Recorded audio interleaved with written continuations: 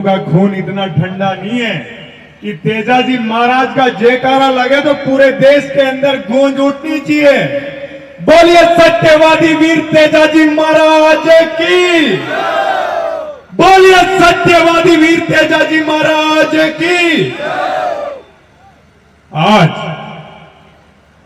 शेखावाटी की वीर भूमि पर, इस ऊर्जावान धरती पर सत्यवादी वीर तेजाजी महाराज के इस प्रांगण में शेखावाटी की गांव से, ढाणी से पधारे माताएं, बहनें, बड़े बुजुर्गगण और मेरे युवा साथियों,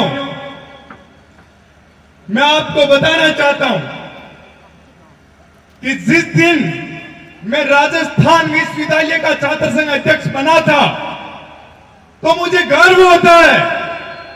उस दिन राजस्थान की राजधानी में तेजाजी महाराज के जयकारों की ऐसी गूंज उठी थी कि उस नारे की, उस जयकारे की गूंज पूरे देश में गूंजी थी।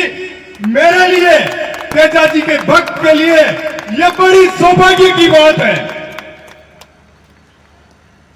मैं जब सुबह उठ के तेजाजी महाराज का पूजा पाठ करके हाथ जोड़ता हूं तो मेरे अंदर एक क्रांति आती है अत्याचार और अन्याय के खिलाफ लड़ने के लिए। मुझे इस छोटी सी उम्र में किसी भी, कितने भी बड़े अत्याचारी और अन्याय करने वाले से डर इसलिए नहीं लगता है क्योंकि मेरे ऊपर तेजाजी महाराज का आशीर्वाद है।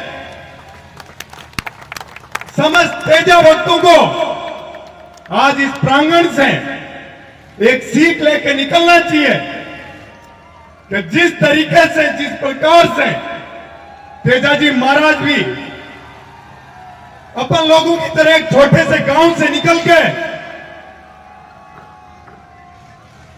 अपने वचनों के लिए, अपनी वीरता के लिए जाने जाते हैं, तो साथियों अपना धर्म बनता है। इस देश के किसी भी कोने में यदि किसी के ऊपर कोई संकट आता है तो अपन लोगों को उसकी मजबूती के लिए काम करना चाहिए। मैं तो मेरे जीवन के अंदर हर पीड़ित की, हर शोषित की, हर कमजोर की पूरी ताकत के साथ मदद करता हूं क्योंकि तेजाजी महाराज ने जिस प्रकार अपने प्राणों की बलिदानी दे दी तो अपन सब लोगों को उससे सीखना चाहिए कि तेजाजी महाराज की अपन पूजा करते हैं तो तेजाजी के भक्तों में इतनी ताकत है। पीड़ित, शोषित और गरीब की लड़ाई लड़ना अपना धर्म है और इस धर्म को अपने पूर्वज भी सदियों से, जब राजा महाराजाओं का राज था तो ये किसान कौम ही थी जो सबको संरक्षण देती थी और सीना ठोक के अन्याय के खिलाफ लड़ाई लड़ती थी। तो आज ये सौगंध खा के यहां से मैं तो निकल रहा हूं, लेकिन आप लोगों को वही निकलना है। कुछ दिनों पहले